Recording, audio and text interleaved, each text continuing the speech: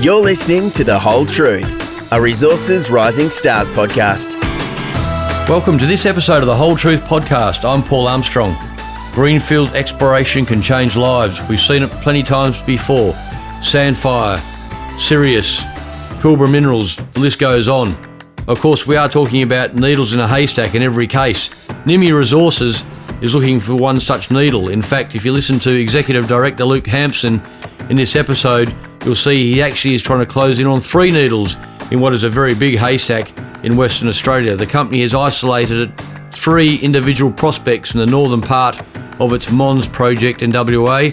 It's done some initial drilling. It's hit mineralisation in each of these 3 areas.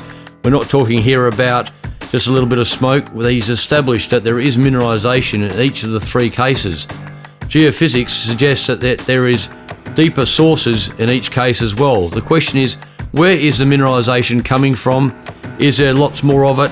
Is it higher grade? Are there wider widths and the like? That's what exploration is all about. Nimy's just raised some money to get back out in the field and drill deep holes into each of these 3 targets.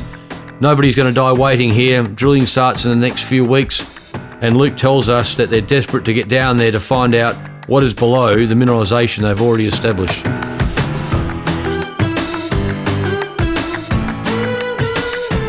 So Luke, you just raised some money to go drilling. Amongst other things, yes, Paul. Drilling, more EM work and some IP work. Right, so you got some money in your sporran. You're back out into the field. What's the plan? What's your number one priority here? Number one priority is the Masson discovery, which we made late last year and progressed through early this year. We're looking at RC drilling, diamond tails, and also some follow-up downhole. And we're chasing the anomaly that we announced recently. So initially we had, I think, from 80 metres to 205 metres of massive and disseminated sulfides with nickel, copper, cobalt, PGEs. And then we did downhole on that lot of drilling, extended it by another, I think, 69, 70 metres. So we'll drill through that, drill underneath it, and then downhole it and see how far it goes. Now, Masson, to put this in context, Masson is one of 3 prospects in the northern part of the Mons Project. Of course, Mons is a very large project area in total, but in the northern part, Masson is one of the 3. What do you know about Masson thus far? Well, thus far, it was a little bit of a surprise to us because, as you know, when we were exploring down south, we were in the Komatiite territory. This is a completely different geological setting. So the massive sulfides that we've encountered have been hosted by a gabbroic rock, so very different. More like the Nova Bollinger, Voisey's Bay type setup at this point in time. So geologically, it presents very differently than anything else we've seen on the holding, and quite rare, you know, in the context of discoveries in Western Australia. What do you know, though, about from the drilling? You obviously, it's been established that there is mineralisation there, but at this stage you've got, would it be fair to say, low-grade mineralisation, but it's got, obviously, the issue now in simple terms is to say, where is this mineralisation coming from? Yeah, and that's what we're searching for. I'm not sure we're talking low-grade. I think peak value is 0.97 nickel over a metre, 1.5% copper, 0.7 grams per tonne, 2 PGE, up to, I think, 0.17 cobalt. So it's fairly reasonable in terms of the mineralisation. What we're chasing really is, what we're looking at here is a shoot, is how we're interpreting it. So it's subvertical, which, you know, if you go back to the Nova Bollinger, the first part of that discovery at Nova was a vertical shoot. And they followed down using the same techniques that we're using in terms of EM, followed it down, flattened out, thickened up, grade got better, and the rest is history for those guys. So you think the mineralisation that you've encountered so far, the grade is perfectly okay. It's a question of trying to find more of it. This shoot that you referred to, you would expect could be higher grade, but more of it. You're after the quantity of it, the widths of the intersections. We're after higher grade and we're after volume. Yeah. By way of comparison, if you look at the Nova discovery, I'll keep going back to it, but the setting is pretty similar. The first couple of drill holes, I think the top one they went through was, I think, about 0.4 copper nickel percent. over about 9 to 10 metres.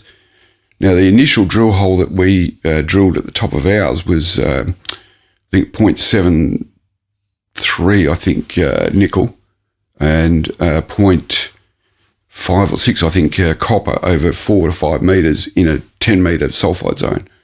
And that 5 metres was massive sulphides. And again, the PGEs were up as well. So very similar at the top of the chute. And we're following that down. And as I said, we've gone from downhole from about 100 metres now down to 215 metres of mineralisation. So does this tell you that you could be on the top of the chute, you've got the very edge of it, the top edge of it, and therefore this is hopefully going to lead you down to the source of it, to the mother lode. Exactly.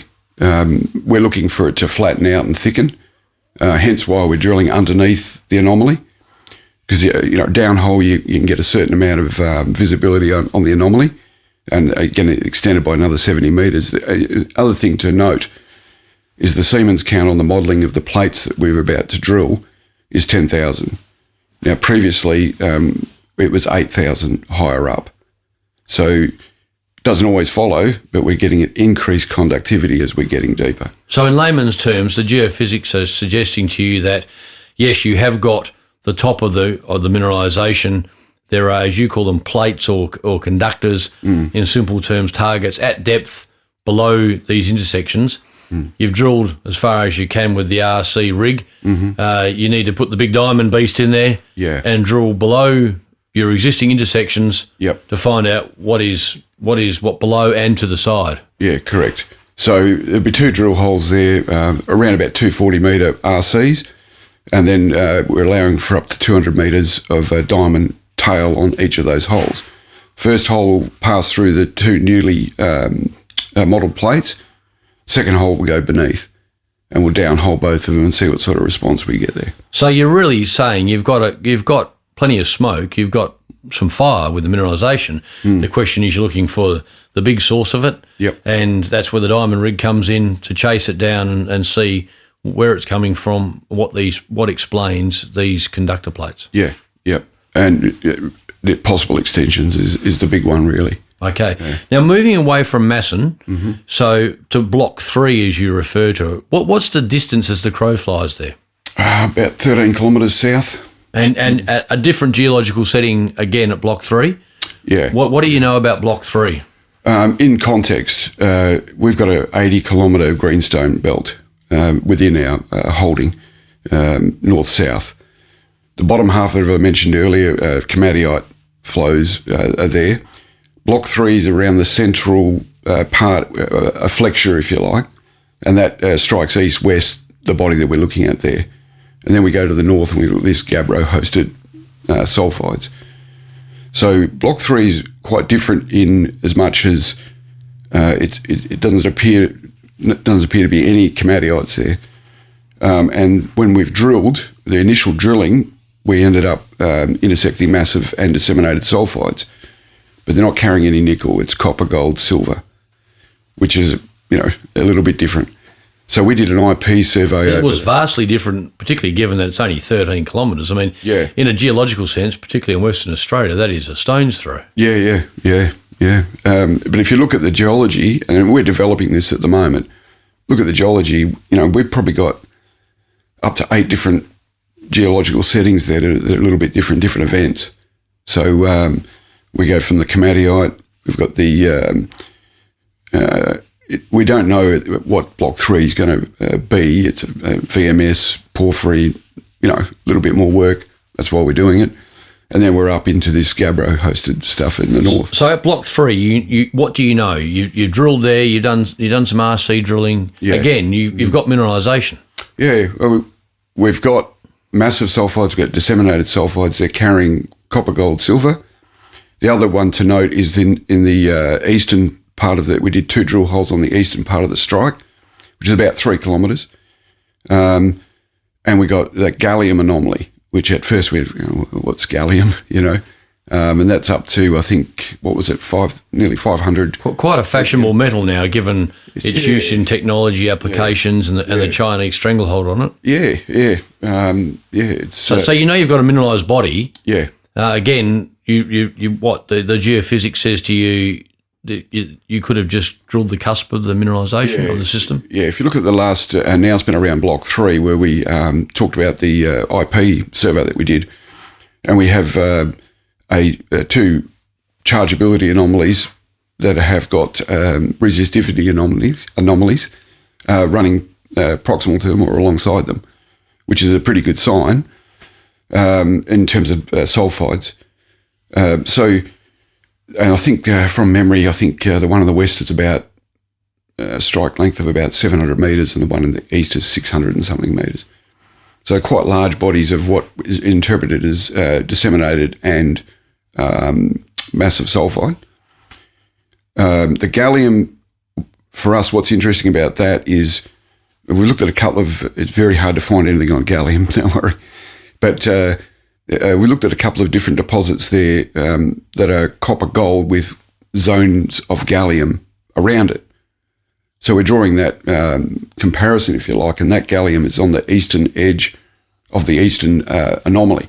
So you're saying gallium can conventionally be seen as a lead indicator, if you like, a pathfinder to a copper gold system. Yeah.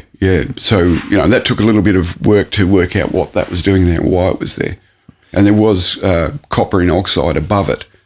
So what did geophysics tell you at Block 3, Luke, about what you may have below or around the mineralised intersections thus far? If we put together the drill holes that we've got so far, massive and disseminated sulfides, carrying copper, gold, silver. We did the IP survey because we're thinking it's copper, more likely disseminated, and we got a good result from those. So we got two large anomalies, coincident, again, with the conductivity and the chargeability. So we've got two really good, substantial-sized anomalies there to do some more work on. So we'll put we'll put 3 drill holes in there to test those anomalies and just see what comes up with it. Yeah. And as you say, you put it all together, it tells you there's something at depth here. Yeah. Now, moving across to the third and final one, Vera's Gossan. Again, how far are we talking in a straight line here? Similar distance, actually. I'd say 13, 14 kilometres perhaps, and it's pretty much directly west of Masson. So the geology is pretty interesting from east of Masson all the way across. We've got these repetitive, almost look like folds heading across. So the geology in terms of, at least the geophysics, the magnetics look very similar to Masson. Now, we discovered that not with the VTEM that you originally used to discover the Masson discovery.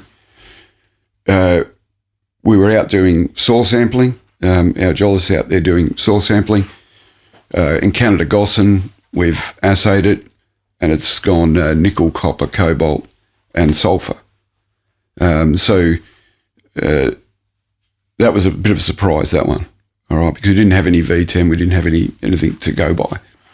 So then we followed up, put 3 lines to test it of moving loop across it, and we've come up with 3 anomalies. So we'll drill test those anomalies. But I think at this point, it'd be fair to say it's probably going to be similar to Masson. The drill will tell us. And there'll be 3 RC holes into that, again, around the 240 metres. So you put the 3 things together, you're saying, put yourself in an investor's shoes, why would I own Nimy shares? Well, you're about to put holes into 3 quite advanced prospects. Each of them hosts mineralisation, albeit each in a very different geological setting. Yeah. But there's plenty of smoke, there's mineralisation there. The geophysics says there could be bigger underlying bodies, mother lodes in each case. Could well be. We're pretty, I suppose, data driven, if you like, and we analyse what we've got and everything else like that. The northern part of our holding, in terms of the setting, is a bit of a surprise, right? The Gabbro hosted massive sulfides. I go back to, we did that really large VTEM survey, and there's 230 odd anomalies in that data. Masson and Block 3 are the first 2 that we've followed up with some moving loop and some drilling. Both have got massive and disseminated sulfides. So we're at the tip of the iceberg here, but these two are fairly advanced in as much as we've done the geophysics, we've done the drilling, we've ended up hitting massive sulfides in both. Albeit they're different mineralisation styles, we've hit it in both. So, the odds of that, I don't know, people can work that out for themselves. A lot of drilling goes on into plates and conductive anomalies that turn out to be shale or not even there, but we're 2 for 2. So in terms of why would you invest in Nimy? Well, it's a greenstone belt that no one has been overlooked, if you like, or not discovered. We've done the work and we ended up with hitting massive sulfides in the first 2 prospects in the northern part of the tenements. As you say, a lot of these conductors do turn out to be black shale. Unfortunately, the sad and sorry tale of Greenfield's exploration in Western Australia. But you're sort of past that, aren't you? In the sense that you know there's mineralisation. You can never rule it out at depth, but at this stage, something has to explain where is that mineralisation coming from in each of these 3 cases. Yeah, absolutely. And that's what we're hot on at the moment, and that's why the follow up. That's why the capital raise. And the capital raisers raise money to be really specific about, what we're drilling and what. Now on that point, you've only raised $1 million. Yeah, you've done that. Why? Why have you kept it so tight? I think a lot of it is because we think we're onto it, and we know what we've got to spend to really progress this. So, we're doing 2 holes and follow up geophys at Masson, 3 holes only at Block 3 with. It looks like we'll do dipole and get an idea of the dimensions or the physically what's under there and depth and everything. And then over at Veras Gosselin, we've got 3 holes going into 3 anomalies. And given that we've already hit massive and disseminated sulfides in the first 2 areas, Masson and Block 3, we're pretty confident around those 3 RC holes that will test Veras Gosselin. So the idea being that you obviously want shareholders to get maximum exposure, maximum leverage to any exploration success. Yeah. Well, if you go back to it early, 80-kilometre greenstone belt that's hardly had any work done to it. You start off and it really is exploratory drilling. You're doing, 8, 10 drill hole lines of drill holes there just to get an idea of what's down there, based on what soils, bit of geochem, So the first year or so, probably a year and a half, was spent establishing that we've actually got a greenstone belt. But right now, we've done the VTEM, we've done follow-up moving loop, fixed loop, downhole, drilling.